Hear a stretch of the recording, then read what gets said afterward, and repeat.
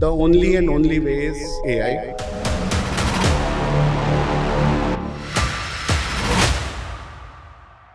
Why ChatGPT is so successful? जो आज का AI है, जो गूगल की जगह मेरी आदत लग चुकी है कि मैं गूगल से कुछ पूछने की जगह मैं अब इसके पास जा रहा हूँ।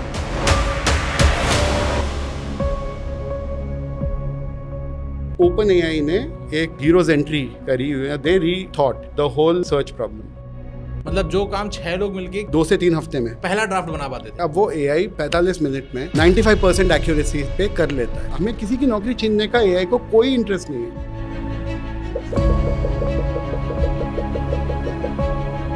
जो डॉक्यूमेंटेड ह्यूमन हिस्ट्री है 5000 साल की, उसमें से 80% टाइम इस दुनिया में आपका देश नंबर 1 पोजीशन पे रहा है। तो ये थ्रेट नहीं है सर, ये एक मानवता के प्रति बहुत बड़ी सर्विस है।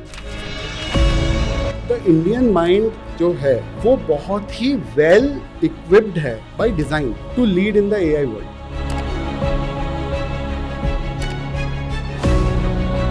भारत का AI से क्या रिश्ता रहेगा? भारत का एवोल्यूशन AI में कैसे होगा? टाइप ऑफ AIs भी हैं। एक है प्रिडिक्टिव AI, मैं मांग ही नहीं रहा सजेशन, तो मुझे सजेशन कैसे दे रहा है? और जब आप कोई रील देखते हो, आपको अगली रील कैसे दिखाई दे रही है? How does the system decide what is the next video that you should see? Second is generative AI, where you will create content, videos, images, and the third is agentic AI. Agentic AI में they are like digital employees for me. आपके जो mundane task हैं वो तो आपका AI agent कर लेगा, भाई बिजली का बिल जमा करना है, ये करना है, वो करना है, whatever. जो ट्रांजैक्शनल काम है वो कर लेगा, जो रेगुलर ईमेल्स हैं उनका जवाब देना है, राइट? तो आपके पास वक्त बहुत हो जाएगा। कैसे AI ने स्पेस को रेवोल्यूशनाइज करने की ताकत रखी हुई है। अगर आपने कुछ सोचा है तो उसे हकीकत में बदलने की कैपेबिलिटी रखेगा। तो इंसान क्या करेगा सर? इंसान कहां जाएगा?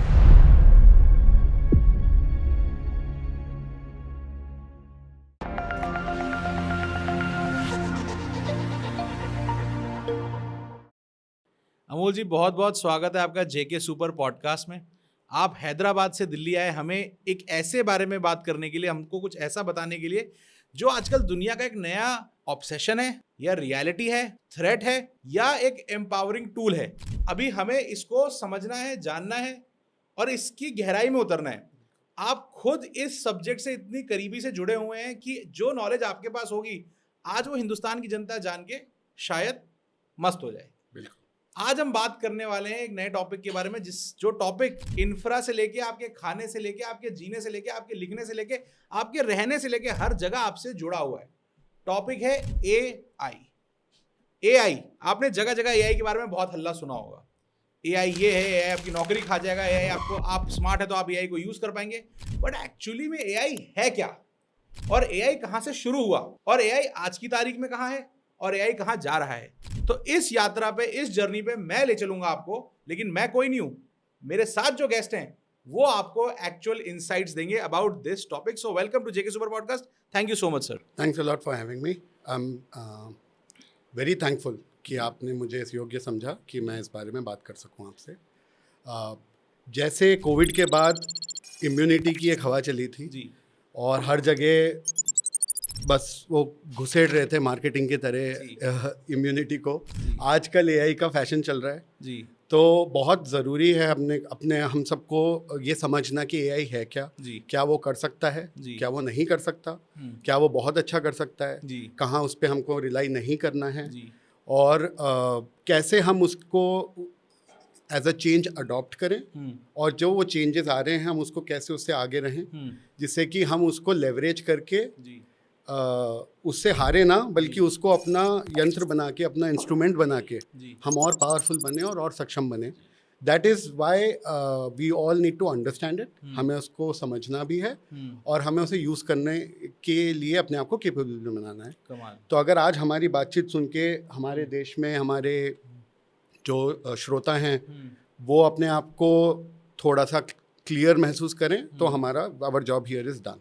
Sir, before we get into this topic and we try and understand what AI actually is and how is it going to impact our lives, हम शुरू करते हैं आपकी जर्नी से। आप कैसे एआई के करीब आए, आपने कहाँ से एआई को अडेप्ट करा, कहाँ से ये यात्रा शुरू होती है? मैं एक सॉफ्टवेयर इंजीनियर हूँ और हैदराबाद में हूँ। तो बैंगलोर हैदराबाद में हम लोग ये जोक करते हैं कि अगर आप कोई पत्थर फेंकोगे तो वो किसी सॉफ्टवेयर इंजीनियर पे ही गिरेगा। अच्छा। तो मैं उनमें से एक हूँ। मैं 20 साल पहले करीब मेरा करियर शुरू हुआ था। तो मैंने मोबाइल फ़ोन, इंटरनेट, क्लाउड, ये सब का आगमन टेक्नोलॉजी में देखा और कैसे वो मानवता को, ह्यूमैनिटी को, हम सबको इफ़ेक्ट करता है, कैसे हमारे व्यवहार बदलते हैं और ये टेक्नोलॉजी एडॉप्शन से हमारी सोसाइटी में जो इम्पैक्ट होता है, मैंने इन सब चीज़ों को बहुत क्लोजली ऑब्जर्व किया। पर कभी इतना इम्पैक्ट मैंने नहीं देखा जो अब पिछले 2-3 सालों में एआई ने एम्पावर किया है टेक्नोलॉजी को, और जो ट्रांसफॉर्मेशन वो ला रहा है। मैं इसको डेवलप भी कर रहा हूँ as a part of my job. मैं ऐसे टूल्स बना रहा हूँ जो कि हमारे कस्टमर्स और हमारे कंज्यूमर्स उसे यूज़ करके अपनी बिजनेस वैल्यू को बढ़ा सकें, और मैं उसका सोसाइटी के ऊपर इम्पैक्ट भी देख रहा हूँ। तो मैं इन तीनों चीज़ों को बहुत ही इंटीमेटली ऑब्जर्व कर रहा हूँ। तो मेरे पास एक ओपिनियन है, इन्फॉर्म्ड ओपिनियन है कि इससे डरने की ज़रूरत नहीं है, इससे कैसे आप यूज़ कर सकते हैं, कैसे अपने बेनिफिट से। So I just want to give that perspective. चलिए फिर शुरू करते हैं, एआई को समझना शुरू करते हैं कि कब आर्टिफिशियल इंटेलिजेंस का जन्म हो रहा है धरती पर। क्या आपने जितना चेंज आपने देखा है पिछले 30-40 सालों के अंदर, जो जो नए नए इन्वेंशंस आते गए, इनोवेशंस आते गए, क्या ये सबसे बड़ा इनोवेशन है? सर्टेनली। इससे बड़ा अब तक आपने कुछ नहीं देखा है? नहीं। आई टेल यू होता क्या है, पहिया इन्वेंट हुआ था, डिस्कवर हुआ था, व्हाटएवर, राइट? तो बहुत सालों तक उसका कोई आयाम आपको नहीं नजर आया, जो ओनली डिस्टेंस कवर करने के लिए व्हील यूज़ होता था। बट जब उसको आपने गेयर्स की तरह यूज़ किया और जो इंडस्ट्रियल डेवलपमेंट आया, वो नहीं आता अगर व्हील नहीं होता। सिमिलरली टेलीफोन्स आए, टेलीफोन्स और इलेक्ट्रिसिटी आई, फिर एक ऐसा टेक्नोलॉजी इकोसिस्टम बना कि इंटरनेट आया, कंप्यूटर्स आए ऑफ कोर्स, फिर इंटरनेट आया। तो ये आप ये मान के चलो कि ये सिर्फ सीढ़ियाँ हैं हमको यहाँ तक लाने के लिए। ये सब हुआ इसीलिए आज ये हो रहा है। पर ये आज हो इसलिए शायद इंडस्ट्रियल रेवोल्यूशन हुआ, इसीलिए शायद आग डिस्कवर हुई थी, व्हील डिस्कवर हुआ था। This is the biggest Avenue और अ माइलस्टोन फॉर ह्यूमैनिटी।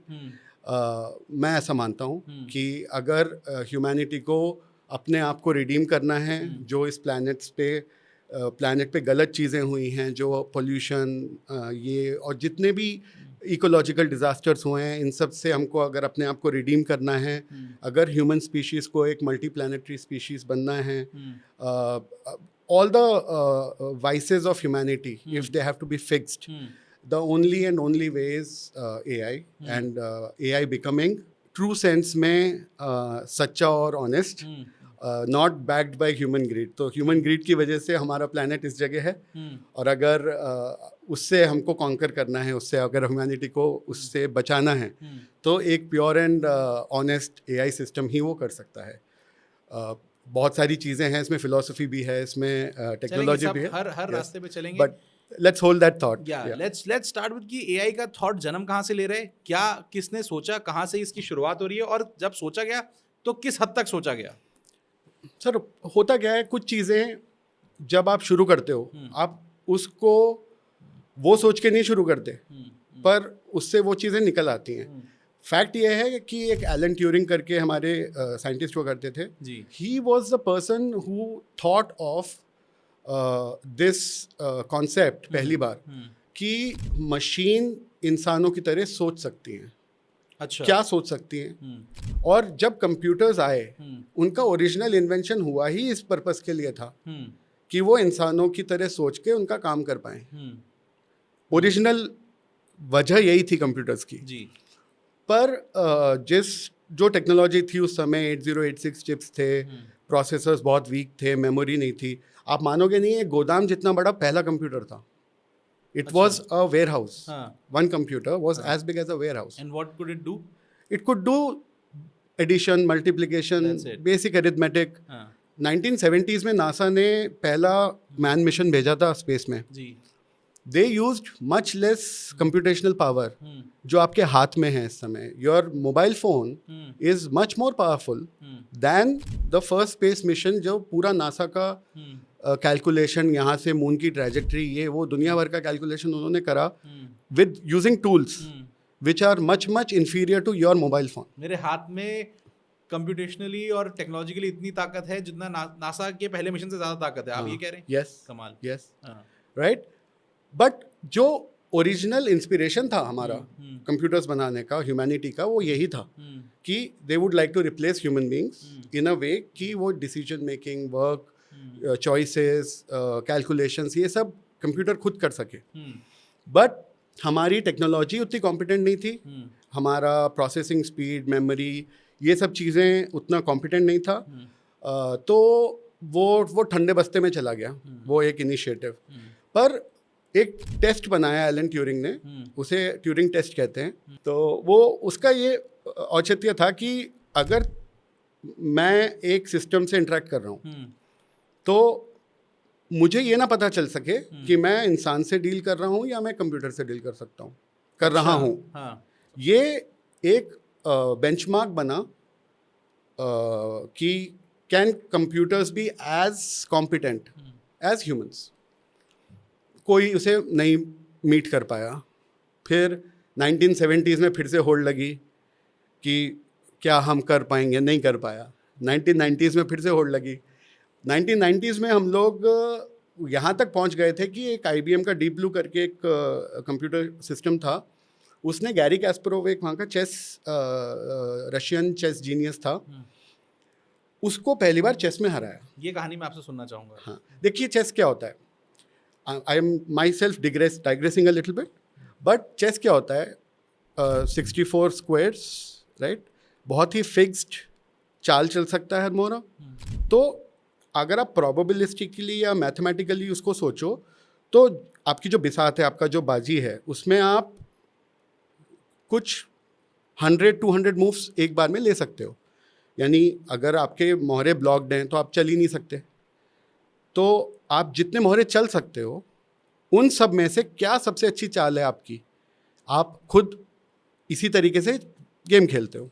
तो कंप्यूटर ने पहली बार ये क्षमता अपने अंदर इवॉल्व की कि वो अपने सारे विकल्पों में से सबसे अच्छा विकल्प क्या है, और अब मैं ये चलूँगा मूव तो उसके दूसरा मूव, तीसरा मूव, पांचवा मूव की प्रिडिक्टिव एनालिसिस करके वो एक प्रोबेबिलिटी स्कोरिंग वगैरह इवैल्यूएट करके मैथ्स लगा के बेसिकली उसने अपने चाल चली, जो एक ह्यूमन माइंड भी करता है.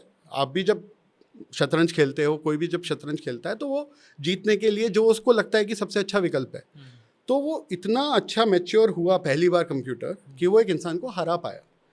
ऑफ ऑल द कैलकुलेशंस वो उसने सारा जो वर्ल्ड चैंपियन को हरा पाया. उसने रशिया का जो सबसे वन ऑफ द ग्रेटेस्ट जो गोट बोलते हैं, ग्रेटेस्ट ऑफ ऑल टाइम्स, तो he was one of those, और वो उसको हरा पाया. So that was in a way बहुत बड़ी victory. It's like as big as आग की डिस्कवरी या व्हील की डिस्कवरी इन दिस स्पेस, कि आपके कंप्यूटर्स के पास अब ये कॉम्पिटेंस आ गई है. तो फिर से एक होड़ शुरू हुई. And this was probably the बहुत ही रियलिस्टिक होड़ जो इस बार जो लड़ाई हुई, कंपटीशन हुआ कंपनियों में टू गेट टू दिस.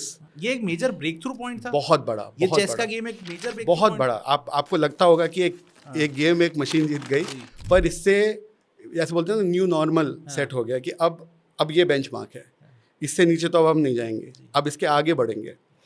तो जब आप आगे बढ़े उसके, तो what I tell you is बहुत जल्दी बहुत कुछ बदला. A lot of things changed very quickly.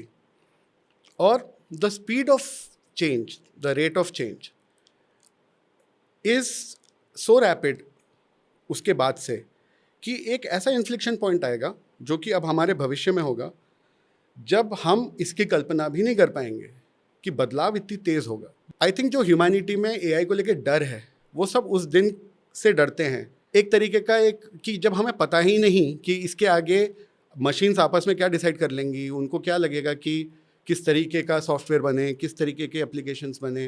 When it will go beyond the human comprehension, that is what makes AI a little fearful for us to understand कि जब Gary Kasparov को chess में हराया गया, उसके बाद दुनिया में दो बहुत बड़ी बड़ी चीज़ें हो रही थी.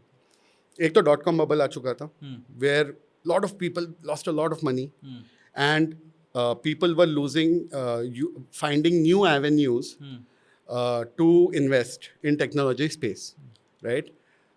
इंटरनेट आ चुका था, बट इंटरनेट ने काफ़ी जैसे आप AI है, उससे पहले इम्यूनिटी था, ऐसी 1990s में इंटरनेट था कि बस एक धमाल मचा रहा है, सब अंधा पैसा लगा रहे थे और पता नहीं था लोगों को कि करना क्या है, how it is going to return on investment, what is the solve problems, क्या बने, कुछ नहीं पता था, सब बस अंधा पैसा लगा रहे थे और वो सारा पैसा डूबा.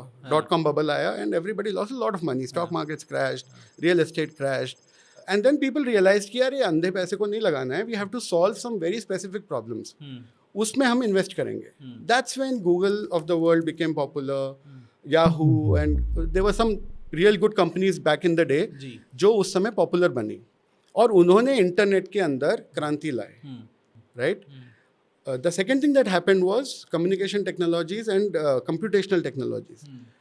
मोबाइल फ़ोन आ गए थे, आने लगे थे, इंटरनेट हाथों में पहुंच गया था, घरों तक पहुंच गया था और मोबाइल फ़ोन की कैपेबिलिटीज़ बहुत बढ़ गई थी.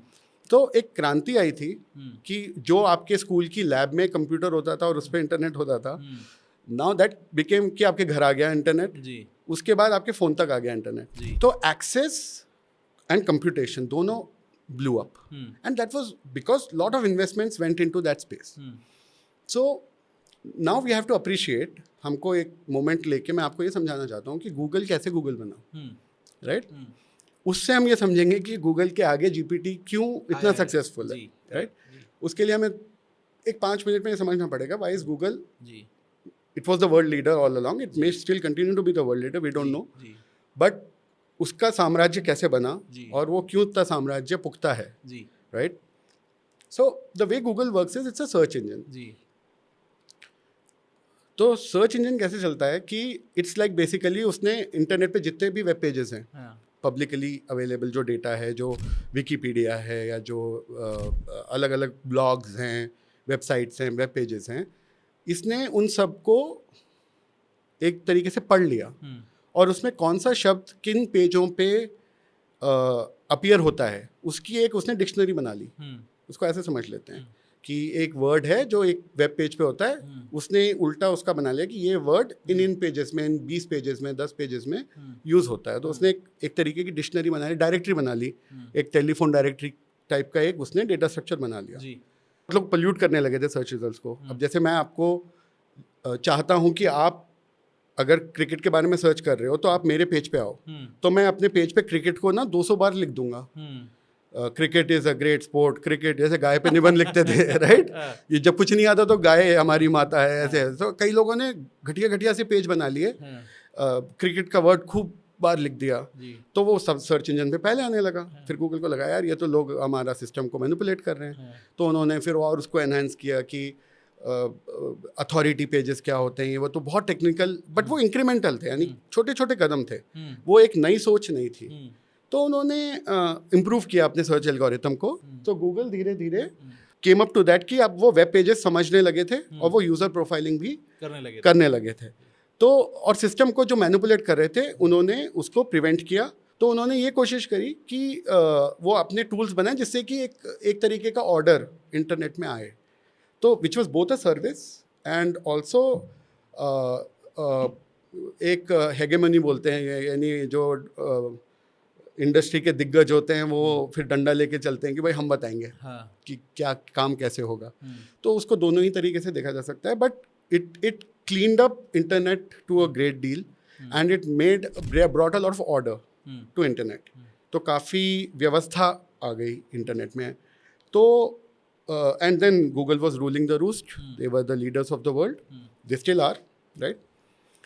पर अब ये ज़रूरत महसूस होने लगी कि मैं कुछ ढूंढता हूँ, मेरे को पहले पेज पे कई बार मिलता है, कई बार नहीं मिलता है, मैं दूसरे पेज पे जाता हूँ, तीसरे पेज पे जाता हूँ, क्या कुछ ऐसा हो, राइट, जो मेरे लिए ये काम कर सके कि ये 6-7 पेज मैं ढूंढूं, उसमें से क्या सबसे रेलेवेंट है, वो क्या शुरू के 8-10 पेजों की सप्रसंग व्याख्या करके मेरे को एक निचोड़ ला के समराइज करके मेरे को उसका जिस्ट बता सके। तो वहाँ ओपन एआई ने एक हीरोज एंट्री करी हुई है। They rethought the whole search problem. उन्होंने एक नए सिरे से इसको अप्रोच किया और they got it right. So OpenAI finally got this problem, tried to solve this problem. Can I summarize and share the knowledge, the answer to the question that you're looking for, rather than just matching the pages and showing you the pages? फिर आप उससे अपनी intelligence खुद derive करो, right? उसने आपको ये actually में आपके प्रश्न का जवाब देने का कैपेबिलिटी को डेवलप किया। तो उन्होंने ये इस तरीके से बनाया कि वो कॉन्वर्जेशन लगे, जैसे आप अपने दोस्त से कोई क्वेश्चन पूछ रहे हो और आपका दोस्त उसका जवाब दे रहा है। So these two things together was a great innovation जिसने दुनिया को काफ़ी हद तक बदल दिया। So if you want to understand how OpenAI works and why ChatGPT is so successful, तो हमको एक दो तरीके, मैं एक तो सारी टेक्नोलॉजी के सारे टर्म्स को आपको समझा सकता हूँ, ऐसे बहुत कुछ इंटरनेट पे अवेलेबल है। आप एक्चुअली ChatGPT से ही पूछ सकते हो कि भाई तू क्या है, राइट? तो वो अच्छे से समझाएगा आपको कि व्हाट इज जनरेटिव। जनरेटिव का मतलब वो वेब पेजेस से एक्सट्रैक्ट करके इंफॉर्मेशन आपको नहीं दे रहा है, वो सबको पढ़ के उसने एक अपनी धारणा बनाई है, उसने कुछ अपनी एक ओपिनियन बनाई है, एक समरी बनाई है। तो वो जो आपको आंसर दे रहा है वो ऐसा नहीं है कि कहीं से चेपा हुआ है, वो कॉपी पेस्ट नहीं है, वो अपने खुद की वाणी है, उसकी खुद की भाषा है, वो उसने खुद ने वो समझ के वो यानी एक तरीके से सब प्रसंग व्याख्या अपने शब्दों में कर रहा है। तो इसका मतलब जनरेटिव हुआ। इस सवाल को मैं आपसे पूछता हूँ और फिर इस सवाल के अंदर चलते हैं। चलो। Without naming the brands, without naming the companies, sure, जो मॉडर्न डे एआई है, जो आज का एआई है, जो गूगल की जगह मेरी आदत लग चुकी है कि मैं गूगल से कुछ पूछने की जगह मैं अब इसके पास जा रहा हूँ, ये एआई किस मॉडल पे काम कर रहे हैं, किस तरह से काम कर रहे हैं और क्यों इतना एफिशिएंट है और क्यों इतना मजा आता है इसके साथ काम करते हुए? श्योर। जो आज का मॉडर्न एआई है, हम ब्रांड नेम्स नहीं लेते, बट जो मॉडर्न एआई है वो आपका एक तरीके से असिस्टेंट हो गया है। वो आपके लिए वो काम करता है जो आप गूगल में करते थे। आप पहले ढूंढते थे, आप पहले सर्च रिजल्ट्स में हर एक पे क्लिक करते थे, फिर आप ढूंढते थे कि आज जो मैं ढूंढ रहा हूँ क्या मुझे पता चला, नहीं, हाँ, नहीं, तो दूसरे पेज पे गए, तीसरे पेज पे गए, फिर गिव अप कर दिया, फिर नया कोई वर्ड ढूंढा। ये सब जो आपकी रिसर्च एंड एनालिसिस होती थी, वो अब कोई और करता है, राइट? वो आपका एक तरीके से असिस्टेंट हो गया है, सर्च असिस्टेंट हो गया एक तरीके से। तो वो ये चीज़ कैसे करता है, राइट? तो इसके जैसे GPT है, GPT is a technology, it is not a product, right? It is not a company. हाँ, सो जनरेटिव प्री ट्रेन्ड ट्रांसफॉर्मर्स, जो ये फ्रेज है, प्री ट्रेन्ड ट्रांसफॉर्मर्स। हाँ, अच्छा, ये इसमें 3 वर्ड हैं। तो इसमें generate, it's not a copyright of anybody, it is not a patent, it's nothing. GPT मैं भी बना सकता हूँ। जनरेटिव का मतलब होता है कि वो जो आपको आंसर दे रहा है वो उसके खुद के शब्द हैं। It is generating content, it is generating an image. जैसे इमेजेस का भी बहुत सारे AI टूल्स हैं आजकल, वो जनरेटिव, जैसे इमेज बनाते हैं, आप बोलते हो यार मुझे एक ब्लैक एंड वाइट दिए की फ़ोटो चाहिए, राइट? तो उसे पता है कि दिया क्या होता है, ब्लैक एंड वाइट क्या होता है, फ़ोटो क्या है, वो उस इमेज को जनरेट कर रहा है। इट्स नॉट, वो कॉपी नहीं कर रहा है, हाँ, कहीं से उठा के टेक्स्ट को या इमेज को कॉपी नहीं कर रहा है, कॉपी नहीं कर रहा, वो अपना जीरो से चीज़ों को बना रहा है क्योंकि उसको समझ है इन चीज़ों को। एग्जैक्टली, ठीक। तो जनरेटिव है। अब वो जनरेटिव कैसे कर पा रहा है? क्योंकि वो प्री ट्रेंड है ना? प्री ट्रेंड कैसे हुआ? तो 2020-22 के करीब बहुत इन्वेस्टमेंट, मैसिव इन्वेस्टमेंट्स करने के बाद कुछ कंपनियों ने डिसाइड किया, एक कंसोर्टियम बना, जो कि ओपन सोर्स टाइप का कंसोर्टियम है। कई कंपनियों ने उसमें पैसा डाला, उसमें इंटेलेक्चुअल कैपेसिटी भी डाली। उन्होंने ये कहा कि यार ऐसा करते हैं, पूरे इंटरनेट का एक कॉपी बना लेते हैं, हाँ, उसे चेप लेते हैं कहीं, और एक बहुत बड़ा कंप्यूटर की फैक्ट्री, यानी आप ऐसे मान लो कि एकड़ों का एक डेटा सेंटर है, उसमें बहुत ही केपेबल प्रोसेसर्स, मेमोरी, ये सब लगा हुआ है, कंप्यूटर्स भरे हुए हैं, रैकों में करोड़ों कंप्यूटर्स भरे हुए हैं, ऐसा मान लो आप।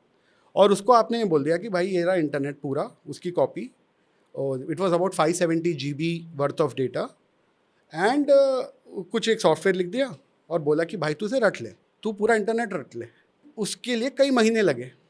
तब तक इंटरनेट वॉज रीजनेबली मैच्योर, थोड़ा बहुत सिमेंटिक इन्फॉर्मेशन था, तो उसने कई महीनों तक पूरा प्रोसेस किया, हर पेज को स्टडी किया, इंटरनेट में जो है उसने हर पेज को समझा और उसको रट लिया, एक तरीके से समझ लिया।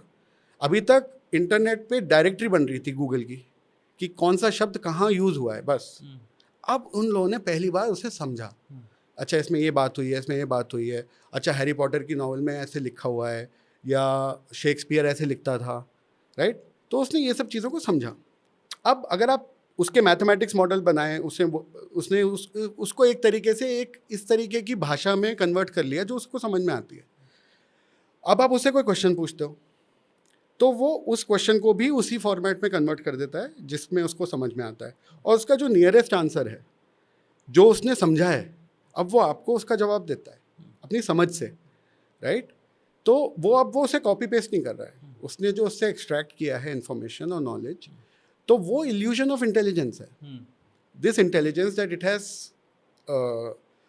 अमास्ड, जो उसने इकट्ठी की है इतने सारे प्रोसेसिंग के बाद, अब वो उससे आपके प्रश्नों का उत्तर दे पा रहा है। वो so that's why it's generative and it has been trained, it has been pretrained. एक सिंबॉलिक वर्ड दिया गया, सिंगुलैरिटी। सिंगुलैरिटी एक ऐसा दिन है जहाँ पे इस विश्व में मानवता के कलेक्टिव रेलेवेंस और इंटेलिजेंस को भी मशीन सरपास कर जाएंगे। एक दिन ऐसा आएगा, वो इनके कैलकुलेशंस के हिसाब से जो दिग्गज लोग हैं इंडस्ट्री के, 2040 के आसपास वो दिन आएगा, ऐसा दिन आएगा where machines will exceed the collective intelligence of humanity.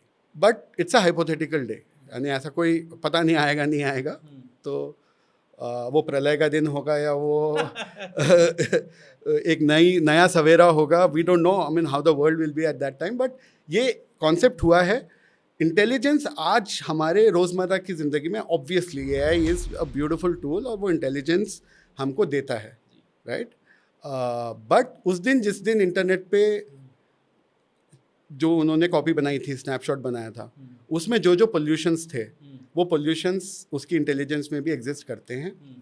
वो अगर वहाँ पे धोखेबाजी थी तो आज उनकी धोखेबाजी इस इंटेलिजेंस में भी एग्जिस्ट करेगी। वहाँ पे बायस था, वहाँ प्रेजुडिस था, वहाँ किसी कम्युनिटी के अगेंस्ट जोक्स थे, किसी को नीचा दिखाया गया था, किसी को अच्छा बोला गया था, किसी को बुरा बोला गया था। वो सब पोल्यूशन, जब इंटरनेट में पोल्यूशन है तो उससे जो इंटेलिजेंस डिराइव हुई है उसमें भी वो पोल्यूशन होगा। बट आज तक जितना ये सब कुछ था, इन सबके जो फीडबैक्स थे वो ह्यूमंस लेते थे और उसे इम्प्रूव करते थे। yes. बट अब ये खुद के फीडबैक्स लेके खुद समझकर खुद को इम्प्रूव करेगा, कर रहा है, राइट। जब आपने कुछ जीपीटी पे डाला और आपने उसका जवाब को कॉपी किया और आपने पेस्ट किया कहीं पे, तो उसे ये फीडबैक मिला ना कि आपने उसका आउटपुट यूज़ किया है। इसका मतलब आपने उसको वैलिडेट किया है कि आप उसके आंसर से खुश थे, राइट। तो there is a feedback where they know. In fact हम तो ये बोलते हैं कि जीपीटी रिलीज़ ही इसलिए किया गया था, जीपीटी 3, कि आप उसे बेहतर करने में योगदान दें। तो they launched it because they wanted feedback from humanity now कि how good are we, because उन्होंने अपने लोगों से इस बात को थोड़ा डिटेल में समझाएं। अच्छा, सो सर GPT-1 जब ये बना था, जब इंटरनेट को चेपा ये, तो उनकी अपनी फोकस टीम्स थी जो ये पूछते थे कि क्वेश्चन पूछा, आंसर आया, अच्छा आया नहीं आया, देखा, फिर बैक ट्रैक किया, टेस्ट किया कि अरे क्यों गलत दे रहा है। ये जो AI गलत जवाब देता है इसे हेलुसिनेशन कहते हैं। कि आपने पूछा कि भाई बारिश होगी या नहीं, वो बता रहा है कि शिमला में ओले पड़े हैं, राइट। तो अनरिलेटेड सा जवाब, उसे हेलुसिनेशन कहते हैं। हेलुसिनेशन का मतलब हिंदी में कि बहकी बहकी बातें कर रहा है। तो जब AI उटपटांग जवाब देता है उसे हेलुसिनेशन कहते हैं। तो ये सारा जो टेक्नोलॉजी है GPT का, इसमें पहला वर्जन जब आया होगा तो उन्होंने खूब इसको ट्रेन किया होगा। फिर किसी ने बोला होगा यार फलाने पे जोक बना दे, उसने बहुत भद्दा सा कोई जोक बनाया होगा। फिर इन्होंने लगा होगा यार ये तो क्रांति आ जाएगी, यानी दंगे हो जाएंगे। तो उन्होंने बोला नहीं इसको बंद करो, इसको बायस करो, इसको कर्व करो। तो गार्ड रेल्स बनाए गए, इसको गार्ड रेल्स कहते हैं। Some kind of safety net was given to GPT कि भाई ऐसा नहीं है कि कुछ आपने ऊटपटांग बोल दिया कि किसी भगवान के बारे में कुछ गलत बोल दिया या किसी रिलीजन के बारे में कुछ ऊटपटांग बोल दिया। तो ये सब चीज़ें उन्होंने बनाई कि some guards have to be there, कि कोई आप रेसिस्ट जोक ना कर दो या रेसिस्ट कोई स्लर आप ना बोल दो। तो ये सब चीज़ें उन्होंने गार्ड रेल्स डाले। अब जब कोई गार्ड रेल्स डालता है तो वो एक तरीके का बायस डालने में उसके पास पावर है। वो ये भी डाल सकता है कि कल को मेरे प्रोडक्ट्स का प्रचार हो, राइट। तो जब गार्ड रेल्स डलते हैं वहाँ स्पॉन्सरशिप भी आती है, कंट्रोल कर सकते हैं, वहाँ बायस आ सकती है। तो क्योंकि इंटरनेट एक मूलभूत पोल्यूटेड सिस्टम है और उससे जो इंटेलिजेंस डिराइव हो रही है वो भी पोल्यूटेड हो सकती है, इसीलिए आपको गार्ड रेल्स चाहिए जी। अगर ऐसा हाइपोथेटिकल कोई सोर्स हो नॉलेज का जो पोल्यूटेड नहीं है, उससे अगर आप इवॉल्व करोगे अपना इंटेलिजेंस सिस्टम, तो शायद आपको इतने गार्ड रेल्स की ज़रूरत ना पड़े। तो ये सारा अभी ऑनगोइंग रिसर्च है sir. But to answer your original question, the first version of GPT, when it came out, it was very highly human feedback was given. Human feedback was incorporated in the loop. Human was always in the loop. Then they released with that model 2.0. Then 2.0 became so mature that they were very confident कि अब 3.0 को हम controlled release की तरह डाल सकें।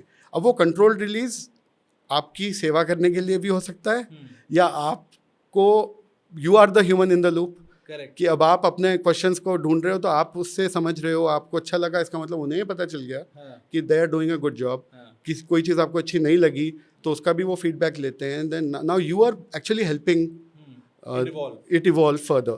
So it was a controlled release, not for you to get better answers. I feel it was a controlled release so that you can help it become better. तो आप अब उसको बेहतर कर रहे हो। मैं आपसे जानना चाहता हूँ कि एआई की फिलॉसफी तो हमने समझी है कि GPT-3 किस तरह से आके हमें यूज़ कर रहे हैं। मैं ये समझना चाहता हूँ कि इसका रियल वर्ल्ड एग्जांपल लेके अगर हम समझें कि ये बड़ी बड़ी इंडस्ट्रीज़ को, बड़े बड़े कॉर्पोरेट्स को किस तरह ट्रांसफॉर्म कर देगा, क्या फ्यूचर होगा, उस बारे में मैं आपसे बात करना चाहता हूँ। उससे पहले मैं आपको 2-3 तरह के एआईज बता देता हूँ, ठीक है ना। एक टाइप ऑफ एआईज भी हैं? बिल्कुल हैं सर। क्या है वो? एक है प्रिडिक्टिव एआई जी। प्रिडिक्टिव एआई आपको सजेशन देता है, इट इज गिविंग सजेशंस। अब आपको लगेगा सजेशन तो मैंने मांगे नहीं, मैं मांग ही नहीं रहा सजेशन, तो मुझे सजेशन कैसे दे रहा है, राइट। और जब आप कोई रील देखते हो, आपको अगली रील कैसे दिखाई जाती है? How does the system decide what is the next video that you should see, right. तो that is a prediction, right. आप वो रील पूरी नहीं देखोगे, आप पहले 2-3 सेकंड में स्वाइप अवे कर दोगे, तो उसको ये फीडबैक लगेगा कि नहीं भैया को ये कंटेंट अच्छा नहीं लगा, तो अगली बार वो कुछ और दिखाएगा अनटिल राइट। तो you are there getting the feedback, समझ रहे हो। तो that is a predictive AI, what you should see next, right. What you should buy can be your next prediction. when they are giving consumers को prediction, they are also giving producers को prediction कि यार ये चीज़ ज़्यादा चल रही है market में, why don't you make this, right? So prediction forecasting is a huge AI space. We don't use it as GPT कि हम उससे क्वेश्चन पूछ लें वो आंसर दे दे, पर इसका यूज़ बहुत हो रहा है, right. The second is generative AI, where you will create content, videos, images. And the third space that we are next going to talk about is agentic AI. Agentic AI. हाँ. ये क्या है agentic AI? Agentic AI में they are like digital employees for me, right? तो जो हमने travel itinerary का example लिया था, या food ordering भी जो हम बात कर रहे हैं, इसको आप एक agent की तरह भी समझिए। So you are now having an agent, assistant, हाँ, a food ordering assistant और a travel vacation planning assistant, right? जो chatbots आज थोड़ा करते हैं ये सेम? Yes, chatbot उसकी शुरुआत है सर। अच्छा, right? But chatbot आपसे क्वेश्चन आंसर करते हैं ये डिराइव करने के लिए कि आपके मन में क्या चल रहा है, right? They are not intelligent. So chatbot is a good example of generative AI. वो आपसे एक ह्यूमन एलिजा की तरह बात कर रहा है और समझ रहा है कि आप क्या चाहते हो, right. It is just asking you the right questions. और 100-200 उसके मेरे ख्याल से एक मिले हुए हैं उसको कि इन्हीं में से आंसर देना है। 100-200 भी ज़्यादा ही कह रहा हूँ। हाँ नहीं, अब वो स्पेसिफिक है। अगर आप एयरलाइन के टिकट बुकिंग चैटबॉट से बात कर रहे हो, उसका तो डोमेन बहुत ही छोटा है जी, राइट। आप कुछ ही वर्ड यूज करोगे, book, date, cancel, tomorrow, yesterday, ये बहुत ही छोटी वोकैबुलरी है। करेक्ट। एक उसकी तो बहुत स्पेशलाइज्ड प्रॉब्लम्स की बहुत इजी चैटबॉट्स पॉसिबल हैं सर। और एजेंट्स तो बहुत ही इजीली आज के ज़माने में पॉसिबल हैं, but they will all solve very specific problem. So chatbot जो आपने बोला वो एक जनरेटिव एआई का सोल्यूशन है, that is not an agentic solution. A chatbot which is making decisions for me, जो हम बोल रहे थे कि हम ये भी नहीं बताते हमें कहाँ जाना है, हम बस ये बोल रहे हैं मुझे यार 3 दिन का ब्रेक चाहिए, राइट, ये मेरा बजट है, तो can you plan something for me like a quick get away. बस आप ये दो और वो आपके लिए लेट्स से उदयपुर का एक छोटा सा वीकेंड ट्रिप बना के दे दे आपको, flight recommendations, hotel booking, availability, सब कुछ, that would be an agent. और अगर उसमें आपने अपना क्रेडिट कार्ड, वॉलेट, पेमेंट कुछ इंटीग्रेट कर रखा है, लेट्स से वो बुक भी करा दे, then it's a very very capable agent. तो चैटबॉट में वो क्वेश्चन आंसर है, वो आपसे लैंग्वेज में एज अ ह्यूमन इंटरेक्ट कर रहा है, तो वो जनरेटिवनेस है। It is not copy pasting the answers and questions from somewhere, तो जनरेटिवनेस है उसमें, पर उसमें एजेंटिकनेस नहीं है, because it's not taking decisions, it's not giving you recommendations, suggestions, planning something for you, doing a task, वो सब नहीं है। Agent is going to start doing that for you. तो 3 तरह की एआई जो हो गए, एक प्रेडिक्टिव एआई, जनरेटिव एआई और agentic AI. Yes. Agentic AI में अभी हम उतने इवॉल्व नहीं हुए हैं। नहीं अभी नहीं हुआ। शुरुआत हो चुकी है बहुत ज़्यादा। सर। आपने एआई के बारे में इतना कुछ बताया, एआई इतने कमाल के काम करेगा, एआई एजेंटिक एआई हो जाएगा, आपका एक असिस्टेंट हो जाएगा, आपके बहुत सारे काम, अगर आपने कुछ सोचा है तो उसे हकीकत में बदलने की कैपेबिलिटी रखेगा। तो इंसान क्या करेगा सर? इंसान कहाँ जाएगा? इंसान, जो आदमी बहुत आगे का नहीं सोच रहा है, वो बहुत पीछे हो जाएगा। सही बात। तो कहाँ बात जाएगी सर? देखो, इसके दो आयाम हैं जी। एक तो आप अपने टाइम को कैसे यूज़ करते हो एज अ ह्यूमन, राइट। सो आपके जो मंडेन टास्क हैं वो तो आपका एआई एजेंट कर लेगा, भाई बिजली का बिल जमा करना है, ये करना है, वो करना है, व्हाटएवर। जो ट्रांजैक्शनल काम है वो कर लेगा, जो रेगुलर ईमेल्स हैं उनका जवाब देना है, राइट। तो आपके पास वक्त बहुत हो जाएगा, that is one aspect of it. आप उस टाइम का क्या करते हो, राइट। तो अभी एक रिसेंटली एक हमारे बहुत बड़ी कंपनी है, जो कंपनीज को स्टॉक मार्केट में इन्वेस्टमेंट बैंकर है, मर्चेंट बैंकर हैं, अमेरिका की बहुत बड़ी कंपनी है, one of the top notch bankers of the world. उनके सीईओ ने ये बोला कि जो आईपीओ का डॉक्यूमेंट बनता है, जो आपकी सेबी वगैरह को सबमिट होता है, उसका जो ड्राफ्ट होता है, it use to take 2 to 3 weeks for a 6 people team to draft. And the latest AI is doing that. 95% of that is being drafted by the latest AI. मतलब जो काम 6 लोग मिलके कितने दिन में करते थे? 2 से 3 हफ्ते में पहला ड्राफ्ट बना पाते थे। अब वो AI 45 मिनट में 95% एक्यूरेसी पे कर लेता है जी। तो इसको आप 2 तरीके से समझ सकते हो कि अब 6 लोगों की ज़रूरत नहीं है उस काम को करने के लिए, बट जो 5% बचा, 95% से 100% का जो काम है, उसकी वैल्यू अब कितनी ज़्यादा है। आपको ये भी समझना है कि जो 95% work is commoditised, but the value of that 5% has become immensely high, because पहले 100% को आप एक ही नज़र से देखते थे, अब आपके अंदर वो डिस्टिंक्शन आ जाएगा आपके काम को लेके, आपके हुनर को लेके, कि भाई 95% तो इसमें से नॉइस है, जो 5% की जो वैल्यू है, वो क्रीम टैलेंट ही कर सकता है, वो आपको बस वो बनना है, राइट। अगर आप हुनर वाले हो, इफ़ यू आर गुड और great at what you do, you will always have relevance. Now you have to pursue greatness. mediocrity has no place in the future. Imposters have no place in the future if you're faking it. अगर आप बस internet पे ढूंढ के कुछ चेप के कुछ काम कर रहे हो, कंसल्टेंट हो, एनालिस्ट हो, ये हो वो हो, if you are using internet to serve your purpose at your work, you will not make it. क्योंकि इंटरनेट सर्च करके इंटरनेट से रिपोर्ट बनाना, PDF बनाना, PPT बनाना, रिपोर्ट्स बनाना, बिजनेस प्लान्स बनाना, ये सब बहुत अच्छे से आगे का एआई करेगा. But what it will not be doing is the critical thinking, innovation, artistry. तो ये जो हुनर वाली बातें हैं ये अभी वो नहीं कर पाएगा और कभी भी नहीं कर पाएगा. I don't think AI will ever be able to replace the artistic elements of humanity. वो बोलते हैं ना कि ये तो बाकी सब विज्ञान है, बस एक क्रिटिकल कला होती है, हर काम में एक कला होती है. प्लम्बर के पास भी एक कला होती है कि वो ऐसे कर देता है. एक कारपेंटर होता है जो कुछ बहुत ही स्मूथ, यानी सुआव जो हुनर होता है वो होता है.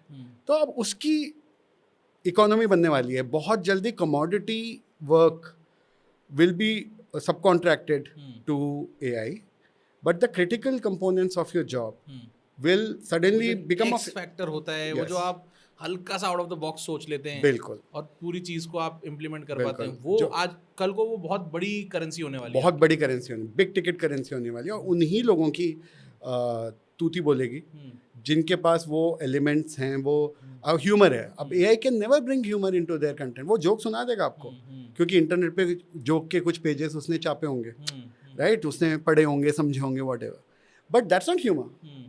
इस कॉन्टेक्स्ट की बातों में उनमें से कुछ तर्क निकाले, वो सब कुछ वो नहीं कर पाएगा. So I think creative elements will certainly start finding much more value. Creativity will, originality, creativity will have, उसकी वैल्यू बहुत बढ़ जाएगी. I think it's a time to upskill yourself, to become genuinely good at it, whatever you do, right, and understand all these tools that are around us, और उसको अपना mundane काम सब contract करो, और अपना फोकस, अपनी चेतना, अपना एनर्जी, अपना टाइम. अब फुर्सत हो गई तो ये नहीं कि बस रील देख रहे हैं सुबह से शाम तक लेटे हुए. फुर्सत हुई है तो इसका मतलब कुछ नया सीखो, कोई हुनर डेवलप करो, और जो आप करते हो उसमें साधना करो उसको, यानी become the Sachin Tendulkar of cricket और Lata Mangeshkar of singing. Don't settle for mediocrity. Sir, आपसे जब मैं ऑफ द कैमरा बात कर रहा था तो आपने मुझे बहुत कमाल की चीज़ बताई थी और बहुत तगड़ी चीज़ बताई थी कि कैसे AI ने स्पेस को रेवोल्यूशनाइज करने की ताकत रखी हुई है. बिल्कुल. किस तरह से स्पेस में होने वाले मिशंस में AI का इंटीग्रेशन बहुत ज़्यादा इंपॉर्टेंट है. और ये एक ऐसा टॉपिक है जो इस समय समझना बहुत ज़रूरी है, क्योंकि स्पेस में बहुत कमाल का काम हो रहा है. तो हम इस बात को अब निकालते हैं, इस बात को समझते हैं कि किस तरह AI स्पेस में होने वाले मिशंस को ट्रांसफॉर्म करने वाले हैं. हमें सबसे पहले ये समझना है कि जो सबसे बड़ी ह्यूमन फैंटेसी है, ह्यूमैनिटी की जो सबसे बड़ा फ्रंटियर बोलते हैं, जिसे सबसे बड़ा टारगेट है, वो एक ह्यूमंस को मल्टी प्लानिटरी स्पीशीज बनने का एम्बिशन है. तो जितने भी स्पेस मिशंस आज तक हुए हैं, they are all been a step in that direction. अब it takes about 400 days or 200 to 300 days for a person to reach Mars, right? And अगर आप यहाँ से कोई भी सिग्नल भेजोगे मार्स पे तो उसको 20 मिनट लगेगा. Just the sheer distance is so much, right? तो अगर let's say आप जो भी इक्विपमेंट मार्स पे है इस समय, जैसे रोवर है, और कल को you send, see Mars is not human habitable, वहाँ एटमॉस्फेयर वगैरह नहीं है. So most likely you will send machines to Mars to make certain arrangements for it to become habitable for humanity. तो वहाँ पे इंसानों को उस ज़मीन को तैयार करने के लिए जो काम होना है वो मशीन्स करेंगी जाके. अब वो आपसे इंस्ट्रक्शन नहीं लेंगी, क्योंकि अगर आप वो मशीन्स को आप कोई इंस्ट्रक्शन दो, पहले वो अपनी प्रॉब्लम बताएगी, 20 मिनट लगेगा उस प्रॉब्लम को आप तक पहुँचने में, फिर आप उसका समाधान यहाँ से बताओगे, 20 मिनट उस समाधान को लगेगा वहाँ तक पहुँचने में, तब तक तो वहाँ कांड हो चुके होंगे, राइट. तो आपको उन मशीन्स को इंटेलिजेंट बनाना पड़ेगा जिन मशीन्स को आप मार्स में भेजोगे. तो AI उन जगहों पर बहुत सार्थक है जहाँ अभी ह्यूमन इंटेलिजेंस पहुँची ही नहीं है, या जहाँ ह्यूमन इन द लूप का एक्सेस ही नहीं है. अब किसी अफ्रीका के जंगलों में या छोटे से गांव में हेल्थ केयर कैसे आप प्रोवाइड करोगे, बट AI उसको प्रोवाइड कर सकता है. तो AI स्पेस की अगर हम बात करें तो बहुत कारगर साबित होगा ऐसे एनवायरनमेंट्स में, स्पेस मिशंस में, जहाँ पे ह्यूमन एग्जिस्टेंस नहीं हो सकता, पर मशीन्स को ज़रूरी है कि वो अपने डिसीजन मेकिंग और अपने पैरामीटर्स पे अगर उसको कुछ थ्रेट नज़र आया, उसको कुछ ग्रेविटी के बेसिस पे कुछ डिसीजन लेना है, कोई कहीं ड्रिल करना है, नहीं करना है, ये सब चॉइस उसको बनाने की क्षमता आपको देनी पड़ेगी. तो AI is going to be very critical. Chandrayaan का एग्जांपल आप दे रहे थे. हाँ, तो चंद्रयान में आप इसकी सक्सेस हमने चंद्रयान 2 में देखी. चंद्रयान 1 फेल हुआ था because it could not soft land. The rover could not soft land, क्योंकि हमारी जो कैलकुलेशंस थी about the gravity of moon, of the dark side of the moon, and let's say वो कब उसका जो लैंडिंग गियर है उसको कब डिप्लॉय होना था, what was the right time, what was the right opportunity, उसका क्या ग्रेविटेशनल पुल था, उसका जो भी माइनर सा एटमॉस्फेयर जो भी होता है वहाँ पे, was it good enough for the resistance for a soft landing or not. तो ये सब जो calculations होनी थी, we did not have the right intelligence on Chandrayaan 1, and it eventually had a crash landing or a hard landing, and that's why the mission failed. But when we sent Chandrayaan 2, we gave it some capability. हमने उसको यानी कुछ क्षमता दी ऐसी कि आप अपनी calculation करो, खुद डिसाइड करो कि भाई कब तुम्हारा लैंडिंग है, डिप्लॉय होने का सही टाइम है. और जब उनको अर्थ पे टेस्ट किया होगा, obviously they would have constructed some kind of various parameters कि वो सही से काम कर रहा है, is able to make the right choices, यानी वो सही डिसीजन ले पा रहा है. और फिर जब उसको डिप्लॉय किया, हम सब ने देखा कितना सक्सेसफुल था चंद्रयान 2 मिशन. तो इंटेलिजेंस एम्बेड कर पाना ऐसे सिस्टम्स में, अब बी इट इन स्पेस जहाँ ह्यूमन इन द लूप का पॉसिबिलिटी ही नहीं है, वहाँ तो AI के अलावा हमारे पास कोई विकल्प भी नहीं है. और हमको वो चीज़ों पे ज़्यादा फोकस करना चाहिए. I don't think the purpose of AI's evolution is to remove human from the loop. I think it is to accomplish वो आयाम हम कॉन्कर कर पाएँ जहाँ अभी तक हम पहुँच ही नहीं पाए. आई थिंक AI का सही यूटिलाइजेशन वहाँ है. इंसान तो बहुत हैं, 7 बिलियन इंसान हैं, उनको लूप में से हटा के क्या मिलने वाला है किसी को. इंसान के लिए हर काम इंसान के लिए तो हो रहा है. हाँ, बट इंसान अगर इंसान के लिए काम कर रहा है, करने दो. इसमें हमें किसी की नौकरी छीनने का AI को कोई इंटरेस्ट नहीं है. राइट. एक डर का माहौल है, एक घबराहट का माहौल है. कई लोगों को लगता है कि यार ये जो टेक्नोलॉजी है ये तो, और समझ नहीं पा रहे लोग, इस समय समझ नहीं पा रहे कि ऐसा कैसे हो जाएगा कि हमारा करा हुआ काम अब हम नहीं कर पाएंगे और हमसे बेहतर मशीन करेगी, और लोग डरे हुए हैं कि हमारी जॉब्स रिप्लेस हो जाएंगी. और ये नैरेटिव भी मार्केट में बराबर है और शायद ये सच भी हो. श्योर. इस एंगल से AI को ना देखते हुए, जिस तरह की बात आपने मुझे ऑफ स्क्रीन बताई थी, किस एंगल से AI को देखा जाना चाहिए? देखिए, AI इन अ प्योरेस्ट फॉर्म का कोई एम्बिशन नहीं है, उसको पैसे की ग्रीड नहीं है, उसको कुछ नहीं कमाना, उसका कोई ह्यूमन से बैर नहीं है, उसे इंसान से कोई थ्रेट नहीं है. तो वो कभी भी ऐसा कोई काम अपने स्वेच्छा से तो नहीं करेगा जहाँ पे इंसान की नौकरी जाए, उसके घर में रोटी ना बने. राइट. तो ये एम्बिशन नहीं है. एम्बिशन ये ज़रूर है कि आपके सामान सस्ते हों, आपको जो सर्विसेज प्रोवाइड होती हैं वो क्वालिटी अच्छी हो, उसमें एरर्स ना हो. तो ये अब आपको मेडिकल रिपोर्ट आए तो वो उसमें गुंजाइश ही ना हो किसी कमी की. राइट. अब जैसे मेरा कुछ डॉक्टरों से एक्सपीरियंस खराब रहा, नहीं पूछते कि भाई नींद अच्छी आई, वो टाइम ही नहीं बिताते आपके साथ. आपका एक डॉक्टर 30 सेकंड नहीं बिताता आजकल. हाँ, पर अगर AI आपसे 20 क्वेश्चन पूछ के, आपकी पूरी लाइफस्टाइल को स्टडी करके, आपसे एक दोस्त की तरह बात करके आपको कुछ उपचार बता पाए कि आप ये डाइट में ये कम कर दो, आपकी सप्लीमेंट्स में ये ऐड कर दो, तो ये सब चीज़ें तो मेरे लिए बहुत वैल्यू ऐड है ना. छोटे छोटे गाँव में प्राइमरी हेल्थ केयर नहीं है, AI अगर वो सर्विस उनको प्रोवाइड कर पा रहा है तो इसमें किसको प्रॉब्लम होगी. अब डॉक्टर ये सोचे कि भाई उनकी जॉब जा रही है, भाई इतने लोगों को आप नहीं रीच कर पा रहे हो, उनको रीच भी तो मिल रहा है. तो it's not like this versus that. If you are a good doctor you will always have patients, you will always have work. If you are a good lawyer you will always have work. If you are a good content creator you will always have work. और वो काम अगर आप उन कामों में busy हो जो अब धीरे धीरे AI कर पा रही है, तो प्लीज़ अपने आप को अपस्केल करो. वो कामों से उस पर वैल्यू अपने आप को रेस करो कि आप वो काम कर पाओ कि ये टूल्स को तो यूज़ करके आपने अपना मंडेन काम इनको दे दिया, अब आप सिर्फ क्रिटिकल काम कर रहे हो. So that is an opportunity for humans to upskill themselves. और जो फुर्सत मिले उसको आप यूज़ करो to grow, to get better, और अपने हुनर में आप इम्प्रूव हो। तो ये थ्रेट नहीं है सर, ये एक मानवता के प्रति बहुत बड़ी सर्विस है, जहाँ पे वो साधन, वो टेक्नोलॉजी, वो कैपेबिलिटी वो अब पहुँच पा रही है जो अभी तक कभी नहीं पहुँच पाई थी।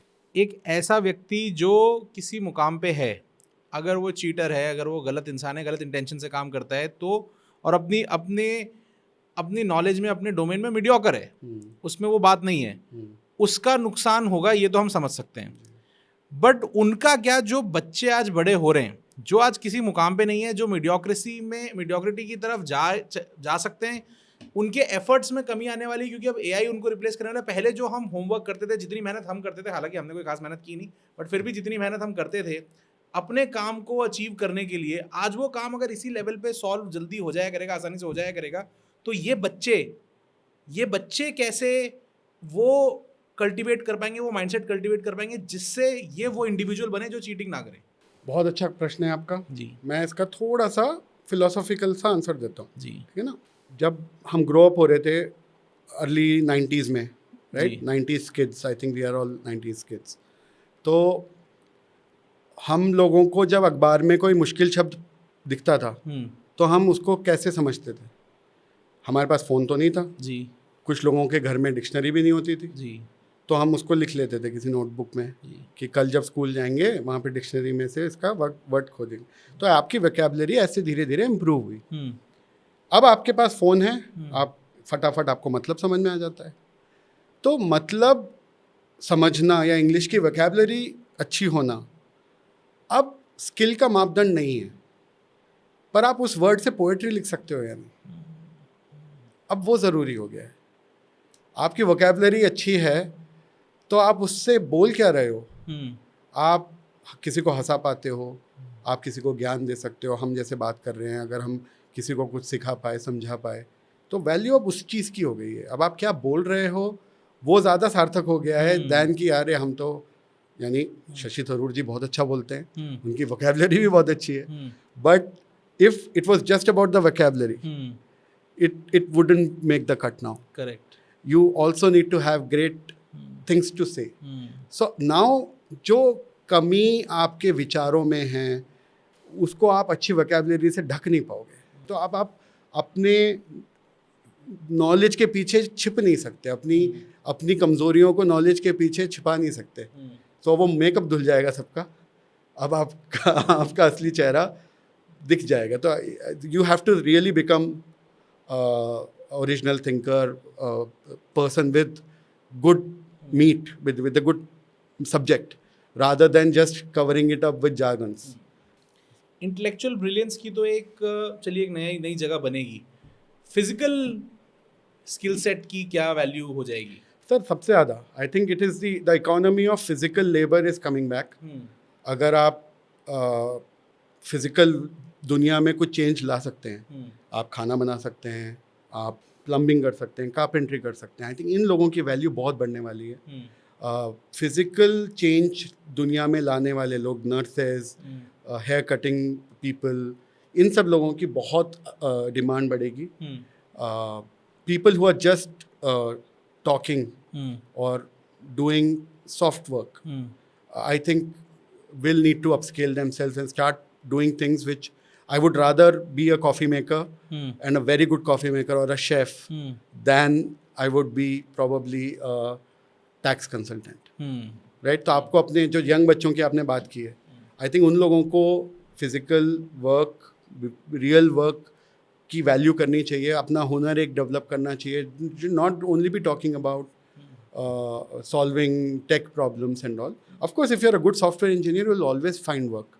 I don't think any good professional in any space will उसको कोई प्रॉब्लम होने वाली है जॉब की या करियर की, पर mediocrity will not make the cut. तो जो नए बच्चे हैं उनको एक हुनर सीखना चाहिए, उनको ओरिजिनल थॉट डेवलप करना चाहिए, अपनी पर्सनैलिटी को ऐसे बनाना चाहिए कि उनके अंदर रियल इंटेलिजेंस हो, not very bookish jargon oriented knowledge. Right sir, कमाल के पॉडकास्ट में अब हम आखिरी सवाल की तरफ बढ़ रहे हैं।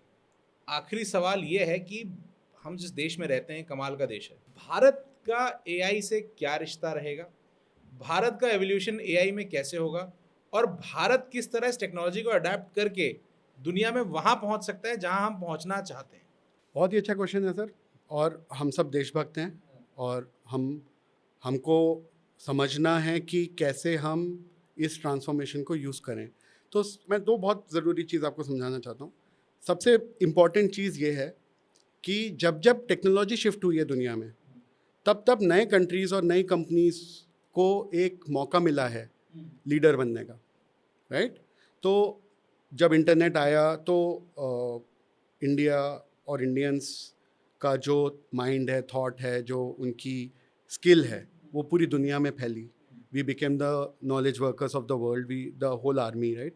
तो जब जब ट्रांसफॉर्मेशन होता है टेक्नोलॉजी का, तो नई कंपनियों को मौका मिलता है पुराने हाथियों को पीछे छोड़ने का। तो एक तो ये चीज़ हो रही है, अब एक टेक्नोलॉजी ट्रांसफॉर्मेशन हो रहा है, तो हमारे देश में और हमारे जो स्टार्टअप इकोसिस्टम है और जितने भी यंग लोग हैं, उनको एआई के स्पेस में नए स्टार्टअप्स, नए कंपनीज, नए सॉल्यूशंस बनाने का एक ब्यूटीफुल मौका है। एंड जो मैंने स्पेशलाइज्ड एआई की पहले बात की थी, if they can solve one problem and solve it really really well for the world, that's going to transform the Indian startup ecosystem. You don't have to build the next ChatGPT. हमको ये ambition ही नहीं बनाना चाहिए कि हमें next ChatGPT बनाना है, right? क्योंकि वो बहुत इन्वेस्टमेंट है और वो एक आगे निकल चुके हैं, वो 10 साल पहले शुरू हुए थे, हमें काफ़ी टाइम लगेगा। हाउएवर मेरे मानना ये है कि जीपीटी टेक्नोलॉजीज कमोडिटाइज हो जाएंगी, हर देश के पास अपनी होंगी, हर कंपनी के पास अपनी होगी। वो ऐसे बन जाएगा जैसे ईमेल अकाउंट्स का एक दौर आया था, वो कमोडिटाइज हो जाएगा। फिर नया आएगा एजेंट्स का एक दौर, उसमें एक बहुत स्पेशलाइज्ड काम करने का। तो आपका जो एक ट्रैवल एजेंट होगा, डिजिटल ट्रैवल एजेंसी यानी ट्रैवल एजेंटिक एआई, या आपका फिटनेस का होगा, लीगल होगा, या टैक्स फाइलिंग का होगा, हर जो ये स्पेशलाइज्ड सॉल्यूशंस वाले एआई सिस्टम्स होंगे, या तो जीपीटी इतना इवॉल्व हो जाएगा कि वो ये सारे काम बहुत ही अच्छे कर पाए, या वहाँ पे शायद वो अथॉरिटी ना बन पाए। तो हमारे पास ये अपॉर्चुनिटी है कि हम एक प्रॉब्लम सॉल्व करें और इतनी अच्छी करें कि पूरी दुनिया उस पर रिलाई करने लगे। वो रिलायबिलिटी अगर हम एआई में सॉल्यूशन में ले आए तो एक हमारे लिए बहुत बड़ी विक्ट्री होगी। दूसरा थोड़ा सा सर देशभक्ति वाला एक पर्सपेक्टिव है, हमें थोड़ा अपनी हिस्ट्री को देखना पड़ेगा। हमको ये समझना पड़ेगा जो इंटरनेट पे और जो हम देखते हैं अपने चारों तरफ, इसमें बहुत वेस्टर्न व्यू है इंडिया का, हमारी हिस्ट्री का, और हमें जो पढ़ाया गया है वो भी बहुत ही वेस्टर्न लेंस से देखी हुई हमारी हिस्ट्री है। तो हमें ये समझना पड़ेगा सर, जो डॉक्यूमेंटेड ह्यूमन हिस्ट्री है 5,000 साल की, 5-6-7 हज़ार साल की जो डॉक्यूमेंटेड ह्यूमन हिस्ट्री है, उसमें से 80% टाइम इस दुनिया में आपका देश नंबर 1 पोजीशन पे रहा है। You have been the world leader for 80% of documented human history. तो if all of us as a collective intelligence Indians start believing in ourselves कि यार हम वर्ल्ड लीडर तो हैं, बीच में एक छोटा सा दौर ऐसा था जहाँ we had a bad time, but we have been 80% of your history has been that you are number 1 country in the world. तो अब बस वापस जाना है वहाँ पे। It's not like we have to chart out a new trajectory, हमें कोई नया रास्ता नहीं बनाना है, हमें बस जहाँ पे हम थे हमें वहाँ पे वापस जाना है। अब इस चीज़ के लिए ना सर इंडियंस बहुत ही वेल पॉइज्ड हैं। ऐसा मैं मानता हूँ बहुत ही स्ट्रांगली कि द इंडियन माइंड जो है वो बहुत ही वेल इक्विप्ड है by design to lead in the AI world. क्योंकि हम लोग ना, हमारी जो चेतना है, जो हमारा डीएनए है, जो हमारी नॉर्मल मानसिकता है, हम लोग कर्म फल, कॉज एंड इफेक्ट इस तरीके से सोचते हैं, भाई तू ये करेगा तो ये होगा, ये। और एआई भी ऐसे ही सोचता है। ऑल प्रिडिक्टिव एनालिसिस, ऑल जो जितना भी एआई का सॉफ्टवेयर है, at the end it is cause effect and a feedback loop. जो आप करोगे वो आप पे वापस आएगा। तो हम लोग ऐसे ही सोचते हैं सर, और हिस्टोरिकली ऐसे ही सोचते हैं। तो हमारा mind, Indian mind is very naturally tuned. हम स्वाभाविक तौर पे अच्छे एआई बनाने में, अच्छे एआई की तौर तरीक़ों पे जो उसकी टेक्नोलॉजी है, हमारा मानसिकता ऑलरेडी उससे अलाइंड है, राइट? तो हमको बस अपनी हिस्ट्री को प्राउडली विद प्राइड हमको अडॉप्ट करना है, एक्सेप्ट करना है कि हम महान हैं, हमें बस उस महानता को रिविजिट करना है। और हमारा माइंड एक ऐसे ब्रिलियंट माइंड है, ऑलरेडी दुनिया में we have shown that we are the best mathematically, technologically. It's just about finding the right problems to solve. हमें सही सोल्यूशन बनाने हैं, सही टूल्स बनाने हैं, और नॉलेज को यूज़ करके हमें वर्ल्ड लीडर की तरह बिहेव करना सीखना है। हमें वो कॉन्फिडेंस चाहिए कि हम वर्ल्ड लीडर्स की तरह सोच पाएँ। और एआई का ये जो टेक्नोलॉजी शिफ्ट हो रहा है दुनिया में, मैं तो कन्विंस्ड हूँ that you will see the best AI systems coming out of India. Very beautifully said sir. मैं एआई के बारे में, हम तो एक पर्टिकुलर सॉफ्टवेयर से ज़्यादा कुछ नहीं जानते थे, हम तो उसे यूज़ करते थे, हमने तो सारे डर सुने हुए थे, इससे ज़्यादा हमारी कोई नॉलेज नहीं थी। पर जिस तरह से, जिस डिटेल में, जिस ब्यूटी के साथ आपने इस पूरे टॉपिक को समझाया है, और अबव ऑल देखिए, ये तो कोई भी समझा सकता है कि एआई क्या है, बट एआई के अराउंड की फ़िलॉसफी क्या है, हमारी फ़िलॉसफी क्या होनी चाहिए, किस तरह से दुनिया में ये लोगों को बदल देगी, जो आपने आगे को प्रिडिक्ट खुद किया है और जो आपने पीछे की हिस्ट्री हमें समझाई है, इसके लिए मैं आपका बहुत बहुत धन्यवाद देना चाहूँगा। आई थिंक ये मेरा one of my favourite podcast है। जितना मैं इस पॉडकास्ट से सीख के निकला हूँ, हालांकि मैं किसी और पॉडकास्ट को ऐसा नहीं बोलूँगा, सबसे मैं बहुत सीखा हूँ, लेकिन इस पॉडकास्ट से जो मैं सीख के निकला हूँ, इस पॉडकास्ट से जो जनता सीखेगी वो कमाल का होगा। इसका एविडेंस आपको कमेंट्स में मिल ही जाएगा, आपको उतना प्यार मिलेगा ही। इसके लिए मैं आपको बहुत बहुत धन्यवाद देना चाहता हूँ।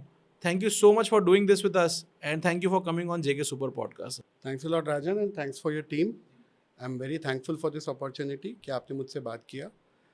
एंड आई होप जो हमें सुन रहे हैं उनके अंदर कॉन्फिडेंस आए, उनके अंदर चेतना जागरूक हो, डर से ऊपर उठ के वो इसको एज एन अपॉर्चुनिटी लें, कुछ सीखें, कुछ खुशी महसूस हो उनको। बस इस सबमिशन के साथ I would like to thank you for giving me this opportunity. बहुत जल्दी हम पार्ट 2 भी करेंगे, जैसे जैसे एआई इवॉल्व होगा हम भी इस पॉडकास्ट में इवॉल्व होंगे। Thank you so much. Thank you.